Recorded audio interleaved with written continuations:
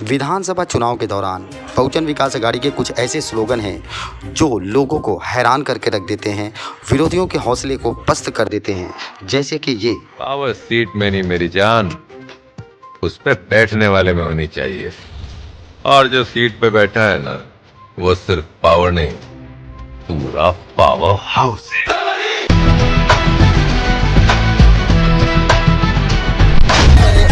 आपसे जानेंगे सर कि बविया का पलायन यहाँ से क्यों नहीं हो पाया, कारण क्या था? आप देख रहे हैं कि पूरे अपने वसई तालुके में जो अपने आंचल के जो कार्यकर्ते हैं वो कौन से भी काम में उत्साही रहते हैं। मतलब रैली रहने दो, कुछ कार्यक्रम रहने दो, कौन सा भी त्योहार रहने दो, सब कार्यकर्ते हमारे यहाँ पे मन से काम करते हैं। और यहाँ पे तो सवाल ही पैदा नहीं होता है कि हम ये पक्ष पे से वो पक्ष में। एक ही नारा है जो हमारा सबका गॉडफादर है, हमारा हितेंद्र ठाकुर, उनके साथ में सब काम। एक सवाल है, आखिर कैसे होता कार्यकर्ताओं और वोटरों का पलायन? क्योंकि लगातार सोशल एक्टिविटीज़ के जरिए रुपेश यादव के जितने भी कार्यकर्ता हैं हमेशा एक्टिव रहते हैं। डिस्प्ले पर दिखने वाली तस्वीर में आप देख सकते हैं कि अभी भी लोगों की सेवा में उनके कार्यकर्ता हाजिर हैं। वही जगह पे स्थापित है। हर बार वोट बैंक उसी प्रकार से मिलता रहा जैसा बविया को मिलता था। क्या सेंधमारी की कुछ उम्मीद की जा सकती है इस बार के चुनाव में? मैं आपको पहले ही बार बोला था, जब इलेक्शन था, लोकसभा का रिजल्ट आने के बाद बहुत जन बोल रहे थे ऐसा होगा वैसा होगा। मैं बोला हमारे तीनों आमदार चुन के आएंगे और बहुमत से, और हमारे नाला सोपारा के जो आमदार है 40,000 वोटों से आएंगे। अभी मैं आपको बताता हूँ उस टाइम पे वैसा ही होगा। अभी तीनों भी आमदार हमारे आने वाले हैं और सतीश ठाकुर ये बहुमत से हमारे चुन के आने वाले, सबसे ज्यादा वोटिंग में चुन के आए। इंकलाब न्यूज़ लाइव, खबरों का एक्सप्रेस।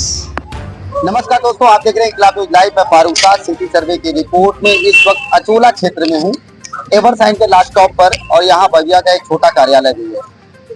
सबसे अहम बात यह आती है कि यहाँ पर हमारे साथ रुपेश यादव जी हैं जो पूर्व महापौर भी रह चुके हैं और बविया के सक्रिय कार्यकर्ता शुरू से लेकर अब तक। ऐसे में इनके कार्य क्षेत्र के अंतर्गत अभी तक कोई भी पलायन का मैटर नहीं आया। पलायन का मतलब मैं बताना चाहूंगा, लेकिन सबसे पहले आपसे जानेंगे सर कि बविया का पलायन यहाँ से क्यों नहीं हो पाया, कारण क्या था? आप देख रहे हैं कि पूरे अपने वसई तालुके में जो अपने आंचल के जो कार्यकर्ते हैं वो कौन से भी काम में उत्साही रहते हैं। मतलब रैली रहने दो, कुछ कार्यक्रम रहने दो, कौन सा भी त्योहार रहने दो, सब कार्यकर्ते हमारे यहाँ पे मन से काम करते हैं। और यहाँ पे तो सवाल ही पैदा नहीं होता है कि हम ये पक्ष पे से वो पक्ष में। एक ही नारा है जो हमारा सबका गॉडफादर है, हमारा हितेंद्र ठाकुर, उनके साथ में सब काम जुड़े हुए। एक सवाल है, वसई विरार का यह क्षेत्र शुरू से लेकर अब तक वही जगह पे स्थापित है। हर बार वोट बैंक उसी प्रकार से मिलता रहा जैसा बविया को मिलता था। क्या सेंधमारी की कुछ उम्मीद की जा सकती है इस बार के चुनाव में?